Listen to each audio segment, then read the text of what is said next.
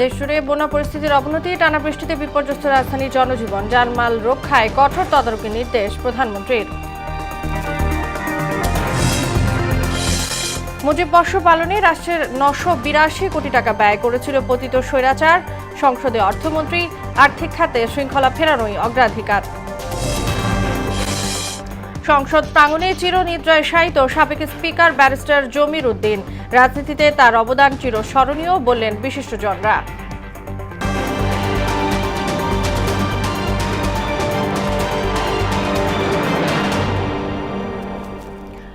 আসসালামু আলাইকুম, স্বাগত মোহনা সংবাদে। এতক্ষণ শুনছিলেন শিরোনাম, পুরো সংবাদের সঙ্গে আছি তাসনুমা বিনতে তাহের।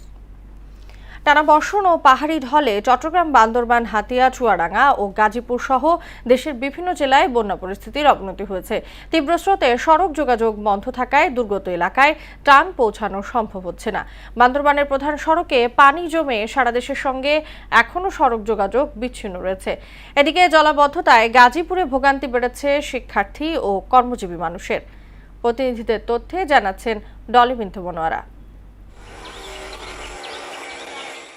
চট্টগ্রামে টানা কয়েকদিন ভারী বর্ষণের পর বৃষ্টির তীব্রতা কিছুটা কমেছে, তবে নগরের নিম্নাঞ্চলে পানি জমে থাকায় জনজীবন স্বাভাবিক হয়নি। আবহাওয়া অধিদপ্তর জানিয়েছে, সক্রিয় মৌসুমী বায়ুর প্রভাবে চট্টগ্রাম সহ দেশের বিভিন্ন এলাকায় আগামী 24 ঘন্টায় মাঝারি থেকে ভারী বৃষ্টি হতে পারে। এতে পাহাড়ি এলাকায় ভূমিধস ও নিম্নাঞ্চলে জলাবদ্ধতার ঝুঁকি রয়েছে।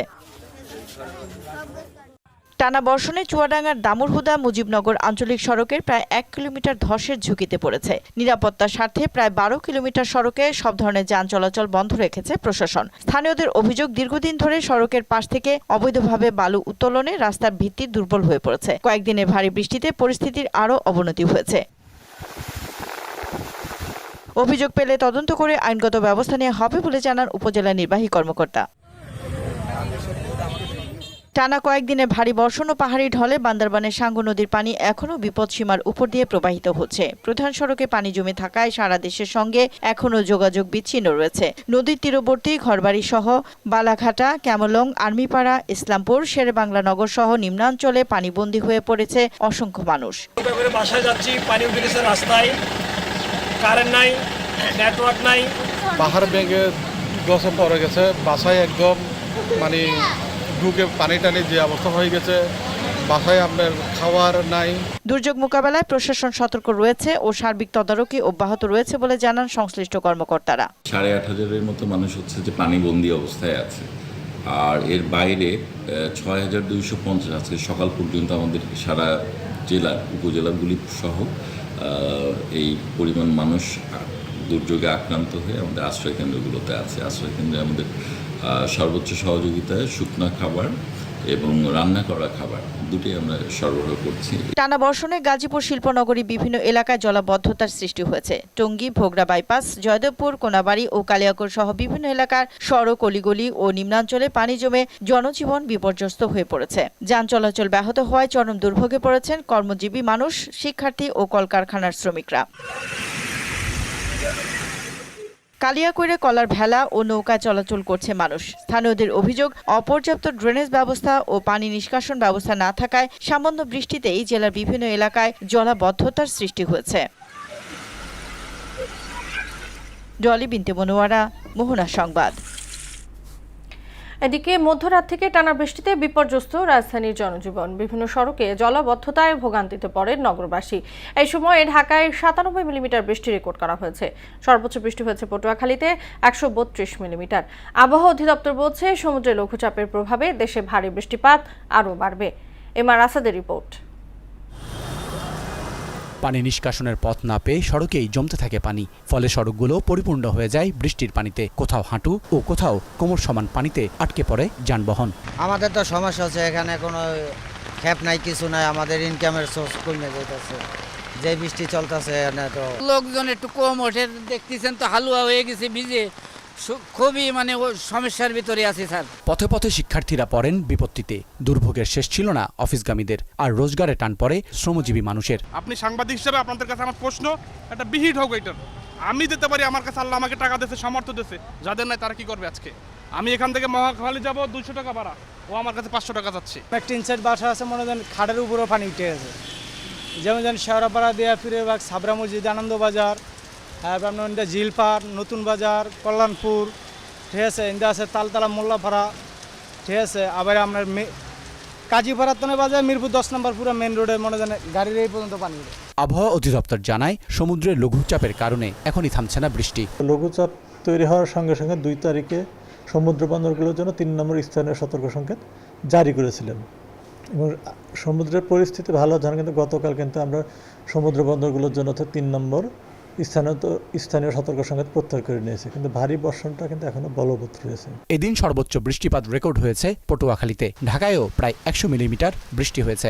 গত 24 ঘন্টা দেশের সর্বোচ্চ বৃষ্টিপাত আপনার রেকর্ড করা হয়েছে পটুয়াখালীতে 132 মিলিমিটার, কক্সবাজারে 115 মিলিমিটার, চট্টগ্রামে 98 মিলিমিটার, ঢাকায় 97 মিলিমিটার এবং ঢাকায় আজকে ভোর 6টা থেকে দুপুর 12টা পর্যন্ত 6 ঘন্টায় আরও 82 মিলিমিটার বৃষ্টিপাত রেকর্ড করা হয়েছে। উপকূলীয় অঞ্চলের নৌযানকে সতর্ক সংকেত মেনে চলার আহ্বান জানান এ আবহাওয়াবিদ। বর্ষাকালে বৃষ্টিপাত হবে, এটা স্বাভাবিক। MR আসাদ, মোহনা সংবাদ, ঢাকা। অতিবৃষ্টির কারণে সৃষ্টি হওয়া জলাবদ্ধতায় ক্ষতিগ্রস্ত মানুষের জীবন সম্পদ রক্ষা, দ্রুত ত্রাণ ও চিকিৎসা সেবা নিশ্চিত এবং পরিস্থিতি মোকাবেলায় সর্বোচ্চ সতর্কতার সঙ্গে কাজ করতে সংশ্লিষ্ট সংস্থা ও মাঠ প্রশাসনকে নির্দেশ দিয়েছেন প্রধানমন্ত্রী তারেক রহমান। দুপুরে সচিবালয় প্রধানমন্ত্রী কার্যালয় থেকে জুম প্ল্যাটফর্মের মাধ্যমে দেশের 8 বিভাগের বিভাগীয় কমিশনার, পুলিশের ডিআইজি, জেলা প্রশাসক, পুলিশ সুপার, সিভিল সার্জন সহ মাঠ প্রশাসনের সংশ্লিষ্ট কর্মকর্তাদের সঙ্গে অনুষ্ঠিত এক ভার্চুয়াল সভায় তিনি এসব নির্দেশনা দেন। প্রধানমন্ত্রী বলেন, দুর্যোগপূর্ণ এই পরিস্থিতিতে মানুষের জীবন ও সম্পদ রক্ষাই প্রশাসনের সর্বোচ্চ অগ্রাধিকার। এদিকে কাল বরিশাল যাচ্ছেন প্রধানমন্ত্রী তারেক রহমান। সরকার প্রধান হিসেবে এ বিভাগে এটি তার প্রথম সফর। তার আগমন উপলক্ষে প্রশাসন, আইন শৃঙ্খলা বাহিনী ও দলীয় নেতাকর্মীরা ব্যাপক প্রস্তুতি নিয়েছেন। বৃক্ষরোপণ কর্মসূচি, সাংগঠনিক সভা ও দক্ষিণাঞ্চলের উন্নয়ন ভাবনা নিয়ে এখন বইছে উৎসবের আমেজ। তরিকুল ইসলাম তুহিনের তথ্যচিত্রে তাহসিন তারিনের প্রতিবেদন। 2026 সালে বিএনপি সরকার গঠনের পর প্রথমবারের মতো বরিশাল সফরে যাচ্ছেন দলীয় চেয়ারম্যান ও প্রধানমন্ত্রী তারেক রহমান। এই সফরকে কেন্দ্র করে বরিশাল জুড়ে চলছে ব্যাপক প্রস্তুতি। প্রধানমন্ত্রীর সফর সফল করতে সরকারি দপ্তর, প্রশাসন, আইনশৃঙ্খলা বাহিনী এবং দলীয় নেতাকর্মীরা সমন্বিতভাবে কাজ করে যাচ্ছেন। প্রধানমন্ত্রী জনাব তারেক রহমান আমাদের বরিশালে আসতেছে, এজন্য আমরা বরিশালবাসী সকলেই আনন্দিত। বরিশালে কর্মসংস্থান দ্রুত গতিতে করা হয়, তাইলে আমি মনে করি যে বরিশাল দ্রুত গতিতে ডেভেলপ হবে। দক্ষিণাঞ্চলে প্রবেশদ্বার খ্যাত গৌর নদীর বাটোয়ারজোর এলাকায় বৃক্ষরোপণ কর্মসূচিতে অংশ নেবেন প্রধানমন্ত্রী তারেক রহমান। এছাড়া বরিশাল নগরীর কীর্তনখোলা নদীর তীরবর্তী 30 গোডাউন বধ্যভূমি এলাকাতেও একই কর্মসূচিতে যোগ দেওয়ার কথা রয়েছে। যেহেতু প্রধানমন্ত্রী আসবেন, সব ধরনের প্রস্তুতি আমাদের দলীয় পক্ষ থেকে এবং প্রশাসনের সর্বস্তর থেকে আমরা ঐক্যবদ্ধভাবে, সম্মিলিতভাবে আমরা কাজ করে যাচ্ছি। আমরা প্রত্যাশা করব আমাদের মানবিক প্রধানমন্ত্রী তিনি তার সুবিবেচনা, এই সমস্ত বিবেচনা করে বরিশালবাসীকে তিনি ধন্য করবেন। বরিশাল 1 আসনের সংসদ সদস্য এবং তথ্য ও সম্প্রচার মন্ত্রী জহিরুদ্দিন স্বপন বলেন, দক্ষিণাঞ্চলের উন্নয়ন পরিকল্পনা সহ নানা মানদণ্ডে সরকার প্রধানের এই সফর খুবই তাৎপর্যপূর্ণ। এবারে শুধুমাত্রই বৃক্ষরোপণটাকেই গুরুত্ব দেওয়া হচ্ছে এবং আপনারা জানেন যে আমরা ইতিমধ্যেই ফ্যামিলি কার্ড, ইতিমধ্যেই কৃষক কার্ড, তারপরে বিভিন্ন ধর্ম প্রতিষ্ঠানের আলেম এবং ইমাম মুয়াজ্জিনদের জন্য আমরা কার্ড দিয়েছি। এই প্রোগ্রামের একটা অংশ হিসাবেই দক্ষিণাঞ্চলে আগমন। স্থানীয়দের প্রত্যাশা, এই সফরে দক্ষিণাঞ্চলে যোগাযোগ ব্যবস্থার উন্নয়ন, শিল্পায়ন, কৃষিখাতে অগ্রগতি এবং নতুন কর্মসংস্থান সৃষ্টির বিষয়ে গুরুত্বপূর্ণ দিক নির্দেশনা আসবে। তাই শুধু রাজনৈতিক অঙ্গনেই নয়, সাধারণ মানুষের মাঝেও দেখা দিয়েছে ব্যাপক উৎসাহ উদ্দীপনা। তাহসিন তারিন, মোহনা সংবাদ। মুজিব বর্ষের কর্মসূচি বাস্তবায়নে রাষ্ট্রের 982 কোটি টাকা ব্যয় করা হয়েছিল বলে জানিয়েছেন অর্থমন্ত্রী আমির খসরু মাহমুদ চৌধুরী।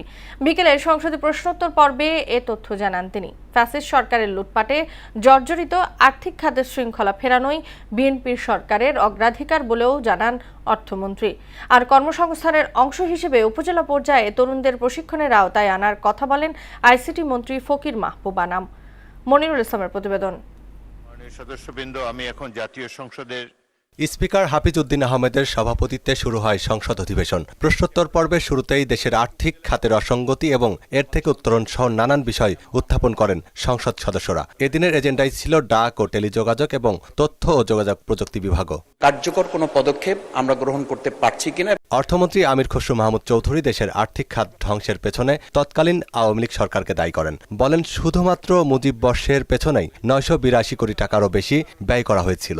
মুজিবের ছবি ও বেদি তৈরি, বিভিন্ন সরকারি অফিসে ব্রোঞ্জ, তামা, মার্বেল পাথরের মূর্তি বানাইতে এবং রাষ্ট্রীয়ভাবে সময় গণনার ডিজিটাল বোর্ড তৈরিতে সকল মন্ত্রণালয় বিভাগ সর্বমোট 982 কোটি 91,74,000 কোটি টাকা ব্যয় করেছে মাননীয় স্পিকার।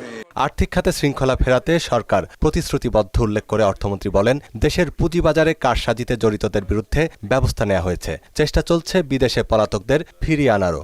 শেয়ার বাজারের উপর মানুষের আস্থা ফিরে আসার কারণে এটা হয়েছে এবং আমরা আশা করছি যে আমরা বড় ধরনের পরিবর্তন ক্যাপিটাল মার্কেটে এনেছি এবং আনতে যাচ্ছি। দেশের অর্থনৈতিক প্রবৃদ্ধি অর্জনে কর কাঠামো সহজীকরণ সহ কৃষির প্রসারে গঠন করা হয়েছে 10,000 কোটি টাকার স্কিম। কর হার নেটওয়ার্ক বাড়ানোর জন্য অনেকগুলো পদক্ষেপ নেওয়া হয়েছে। মাদক, জুয়া ও পর্নোগ্রাফি নিয়ে উঠে আসে নানান প্রশ্ন। উত্তরে আইসিটি মন্ত্রী তার সরকারের নেয়া নানান পদক্ষেপের কথা তুলে ধরেন। আমরা উপজেলা পর্যায়ের একটা উপরে 4-5 তলা 6 তলা এরকম রুমগুলিতে সেই ট্রেনিং কোর্সগুলি করার চেষ্টা করছি এবং ইনশাল্লাহ আমরা যদি এইভাবে এই পর্যায়ে যদি ছেলেপেলেদেরকে, ইয়াং জেনারেশনকে আমরা অ্যাট্রাক্ট করতে পারি, তাহলে হয়তো এই মাদকাসক্ত যারা আছেন তাদেরকে আকৃষ্ট করে ওখান থেকে বের করার চেষ্টা করব। প্রশ্নোত্তর পর্ব শেষে সদ্য প্রয়াত সাবেক স্পিকার ব্যারিস্টার জমির উদ্দিন সরকারকে নিয়ে আলোচনায় স্মৃতিচারণ করেন সংসদ সদস্যরা। তিনি একদিকে ইতিহাসের ছাত্র ছিলেন, সাহিত্যের ছাত্র ছিলেন, পরে আইনের পেশাকে বেছে নিয়েছিলেন আইনজ্ঞ হিসাবে। যে কোনো বিষয়ে তিনি অবলীলায় অনেকক্ষণ ধরে কথা বলতে পারতেন, উন্নত জ্ঞান ও গর্ব বক্তব্য রাখতে পারতেন। তিনি গুরুত্বপূর্ণ পরামর্শ দিয়েই শুধু আমাদেরকে তার কাজ সারেননি, বরঞ্চ আমাদের মজলুম নেতৃবৃন্দের পক্ষে তিনি আদালতে বারবার দাঁড়িয়েছেন। এর আগে বগুড়া বিশ্ববিদ্যালয় বিল 2026 সম্পর্কে আইন, বিচার ও সংসদ বিষয়ক মন্ত্রণালয় সম্পর্কিত স্থায়ী কমিটির রিপোর্ট উপস্থাপন করেন কমিটির সভাপতি ভোলা 1 আসনের সংসদ সদস্য আন্ধালিব রহমান। বগুড়া বিশ্ববিদ্যালয় বিল 2026 উত্থাপিত আকারে মহান সংসদে পাশ করার জন্য সর্বসম্মতিক্রমে সুপারিশ করেছে। মনিরুল ইসলাম, মোহনা সংবাদ, ঢাকা। সংসদ ভবন প্রাঙ্গণে চিরনিদ্রায় শায়িত হলেন জাতীয় সংসদের সাবেক স্পিকার ও বিএনপির স্থায়ী কমিটির সদস্য ব্যারিস্টার জমির উদ্দিন সরকার। এর আগে বিকেল 5টায় সংসদের দক্ষিণ প্লাজায় তার দ্বিতীয় জানাজা অনুষ্ঠিত হয়। ভোরে রাজধানীর একটি বেসরকারি হাসপাতালে ইন্তেকাল করেন ব্যারিস্টার জমির উদ্দিন সরকার। তাজিদ ভুঁইয়ার প্রতিবেদন। জাতীয় সংসদের সাবেক স্পিকার ও সাবেক অস্থায়ী রাষ্ট্রপতি ব্যারিস্টার জমির উদ্দিন সরকারকে রাষ্ট্রীয় মর্যাদায় জাতীয় সংসদ ভবন প্রাঙ্গণে দাফন করা হয়েছে। এর আগে বৈরী আবহাওয়ার কারণে জাতীয় সংসদের দক্ষিণ প্লাজার টানেলে তার দ্বিতীয় জানাজা অনুষ্ঠিত হয়। জানাজায় অংশ নেন প্রধানমন্ত্রী তারেক রহমান, বিরোধী দলীয় নেতা ডাক্তার শফিকুর রহমান, স্পিকার হাফিজ উদ্দিন আহমেদ, স্বরাষ্ট্রমন্ত্রী সালাউদ্দিন আহমদ, সরকার দলীয় চিফ হুইপ নুরুল ইসলাম মনি সহ সংসদ সদস্যরা। জানাজায় আরও অংশ নেন বিএনপির মহাসচিব ও স্থানীয় সরকার মন্ত্রী মির্জা ফখরুল ইসলাম আলমগীর, বিএনপির জাতীয় স্থায়ী কমিটির সদস্য ও সংসদ সদস্য ডক্টর আব্দুল মঈন খান, বিএনপির জাতীয় স্থায়ী কমিটির সদস্য এবং অর্থ পরিকল্পনা মন্ত্রী আমির খসরু মাহমুদ চৌধুরী। এ সময় সহকর্মীগণ সাবেক রাষ্ট্রপতি ও স্পিকার ব্যারিস্টার জমির উদ্দিন সরকারের প্রতি স্মৃতিচারণ করেন। তিনি সর্বজনপ্রিয় একজন ব্যক্তিত্ব ছিলেন, অজাতশত্রু। তার সম্বন্ধে কখনো কারো কাছ থেকে কোনোদিন আমরা কোনো বিরূপ মন্তব্য পাইনি। আমরা এই অসাধারণ মানুষটিকে আর ফিরে পাবো না। তার যে কাজ, সেই কাজগুলোকে যদি আমরা অনুসরণ করতে পারি তাহলে আমরা অবশ্যই উপকৃত হব। জানাজা শেষে প্রধানমন্ত্রী তারেক রহমান সাবেক রাষ্ট্রপতি ও স্পিকার ব্যারিস্টার জমির উদ্দিন সরকারকে শ্রদ্ধা জানান ও কিছুক্ষণ নীরবে দাঁড়িয়ে থাকেন। পরে জাতীয়তাবাদী দল বিএনপি, জাতীয় সংসদের স্পিকার, চিফ হুইপ, ডেপুটি স্পিকারগণ, সাবেক রাষ্ট্রপতি ও স্পিকার ব্যারিস্টার জমির উদ্দিন সরকারকে ফুলের শ্রদ্ধা জানান। জানাজা শেষে প্রধানমন্ত্রী তারেক রহমান সহ স্পিকার, ডেপুটি স্পিকার, মন্ত্রী, প্রতিমন্ত্রী সহ গণ্যমান্য ব্যক্তিবর্গরা মোনাজাতে অংশ নেন। ধন্যবাদ সকলকে। এর আগে ধানমন্ডির তাকওয়া মসজিদে জমির উদ্দিন সরকারের প্রথম জানাজা অনুষ্ঠিত হয়। সেখানে অংশ নেন দলের নেতাকর্মী সহ সর্বস্তরের মানুষ। যদি তার কোনো কথায়, তার কোনো কাজে আপনারা কেউ কখনো মর্মাহত হয়ে থাকেন, অনুগ্রহ করে তাকে মাফ করে দিবেন। তানজিদ ভুইয়া, মোহনা সংবাদ, ঢাকা। চট্টগ্রামের আনোয়ারার রায়পুর ইউনিয়নের দোভাষী বাজার এলাকায় বন্যা দুর্গত মানুষের মধ্যে ত্রাণ বিতরণে জাতীয় নাগরিক পার্টির আহ্বায়ক ও জাতীয় সংসদের বিরোধী দলীয় হুইপ নাহিদ ইসলাম বলেন, বাংলাদেশের মানুষ চট্টগ্রামকে নিয়ে উদ্বিগ্ন। এখানকার মানুষ দীর্ঘ সময় ধরে পানিবন্দী রয়েছেন, অথচ স্থানীয় প্রশাসন ও সরকারের কেউ আসেনি এখানে। এ সময় তিনি বিত্তবানদের এগিয়ে আসার আহ্বান জানান। সরকারের অবহেলা হোক বা যে কারণে হোক, সরকার পারতেছে না। এখন দোষ দিয়ে লাভ নাই, মূল জিনিস হচ্ছে মানুষ কষ্ট পাচ্ছে। ফলে আমরা যদি যাদের সক্ষমতা আছে সবাই যদি এগিয়ে আসি, আমরা আশা করি দেশবাসী যদি ঐক্যবদ্ধ হয়, আমরা এই মানুষগুলোকে কিছুটা হলেও সহযোগিতা করতে পারবো, তাদের কষ্ট কিছুটা দূর করতে পারবো। হামে দীর্ঘ হচ্ছে মৃত্যুর মিছিল। গেল 24 ঘন্টায় হাম ও এর উপসর্গে প্রাণ হারিয়েছে আরও 5 শিশু। একই সময় নতুন করে আক্রান্ত হয়েছেন আরও 879 জন। বিকেলে স্বাস্থ্য অধিদপ্তরের নিয়মিত প্রতিবেদনে এই তথ্য জানানো হয়। এছাড়া গত 15 মার্চ থেকে এখন পর্যন্ত এ রোগে মোট মৃত্যুর সংখ্যা দাঁড়িয়েছে 758 জনে, যা বিগত 4 মাসে আক্রান্তের সংখ্যা 1,11,480 জন, যার মধ্যে হাসপাতালে ভর্তি হয়েছেন 94,340 জন, সুস্থ হয়ে বাড়ি ফিরেছেন 90,605 জন। রাজধানীর উত্তরা দিয়াবাড়িতে ভূমি দখল, চাঁদাবাজি ও হয়রানির অভিযোগে আওয়ামী লীগ নেতা জাবেদ মোল্লার বিরুদ্ধে মানববন্ধন করেছেন স্থানীয় বাসিন্দা ও ভুক্তভোগী পরিবারের সদস্যরা। মানববন্ধনে অংশগ্রহণকারীরা অভিযোগ করেন, দীর্ঘদিন ধরে তারা নানা ভয়ভীতি ও হয়রানির শিকার হয়ে আসছেন। মানববন্ধনে জাবেদ মোল্লা সরকারি খাল ও বিল ও সাধারণ মানুষের জমি দখলের সঙ্গে জড়িত। জমি দখলের চেষ্টা ব্যর্থ হলে জমির মালিক মোহাম্মদ সুরুজ মিয়াকে মিথ্যা মামলায় জড়িয়ে হয়রানি করা হয় বলেও অভিযোগ করেন তারা। আন্তর্জাতিক প্রসঙ্গ, পারমাণবিক বোমার চেয়েও হরমুজ প্রণালীকে বেশি গুরুত্বপূর্ণ বলে বিবেচনা করছে ইরান। এদিকে তেহরান সবকিছু লঙ্ঘন করেছে বলে কড়া বার্তা দিয়েছে সৌদি আরব। আর দুই দেশের স্বাক্ষরিত সমঝোতা স্মারকের শর্ত ওয়াশিংটনের মেনে চলা উচিত বলে মন্তব্য করেছেন ইরান পার্লামেন্টের স্পিকার মোহাম্মদ বাকের গালিবাফ। ঐশী আলমের ডেস্ক রিপোর্ট। পারমাণবিক বোমার চেয়েও হরমুজ প্রণালী বেশি গুরুত্বপূর্ণ বলে মন্তব্য করেছেন ইরানের সর্বোচ্চ নেতার উপদেষ্টা মোহসিন রেজাই। এই গুরুত্বপূর্ণ জলপথ রক্ষা করার অঙ্গীকার করেন তিনি। যুক্তরাষ্ট্রের হামলার পর আরব দেশগুলোতে পাল্টা হামলা চালিয়েছে ইরান। এতে সৌদির পররাষ্ট্র মন্ত্রণালয় এক বিবৃতিতে বলেছে, বাণিজ্যিক জাহাজের উপর হামলা চালিয়ে আন্তর্জাতিক আইন, জাতিসংঘ সনদ এবং ইসলামিক কোঅপারেশন অর্গানাইজেশন সনদ ও সুপ্রতিবেশীর নীতিনৈতিকতা লঙ্ঘন করছে ইরান। অন্যদিকে গতকাল হরমুজে ভারতীয় জাহাজে হামলায় ইরানের বিরুদ্ধে নিন্দা জানিয়েছে নয়াদিল্লি। এসব হামলায় সামুদ্রিক নিরাপত্তা ও জাহাজ চলাচল হুমকিতে পড়ছে। হরমুজের নিয়ন্ত্রণ ও নৌ ব্যবস্থাপনা নিয়ে নতুন করে পাল্টাপাল্টি হামলার মধ্যেই যুক্তরাষ্ট্রকে কড়া বার্তা দিয়ে ইরানের পার্লামেন্ট স্পিকার মোহাম্মদ বাঘের গালিবাফ বলেন, একতরফা চুক্তির যুগ শেষ। হরমুজের নিয়ন্ত্রণ ইরানের হাতেই রয়েছে দাবি করে তিনি ওয়াশিংটনকে স্বাক্ষরিত MOU এর শর্ত মেনে চলার পরামর্শ দেন।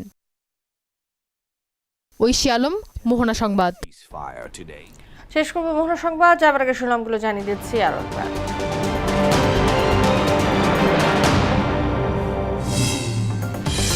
দেশজুড়ে বন্যা পরিস্থিতির অবনতি, টানা বৃষ্টিতে বিপর্যস্ত রাজধানী জনজীবন, জানমাল রক্ষায় কঠোর তদারকি নির্দেশ প্রধানমন্ত্রীর। মুজিব বর্ষ পালনে রাষ্ট্রের 982 কোটি টাকা ব্যয় করেছিল পতিত স্বৈরাচার। সংসদে অর্থমন্ত্রী, আর্থিক খাতে শৃঙ্খলা ফেরানোই অগ্রাধিকার। সংসদ প্রাঙ্গণে চিরনিদ্রায় শায়িত সাবেক স্পিকার ব্যারিস্টার জমির উদ্দিন, রাজনীতিতে তার অবদান চিরস্মরণীয় বললেন বিশিষ্টজনরা। এই ছিল মোহনা সংবাদে। পরবর্তী সংবাদ রাত 12টায়। মোহনার সবশেষ খবর জানতে ভিজিট করুন www.mohana.tv। সংবাদ দেখতে পান ফেসবুক ও ইউটিউবেও। এতক্ষণ সঙ্গে থাকার জন্য ধন্যবাদ সবাইকে।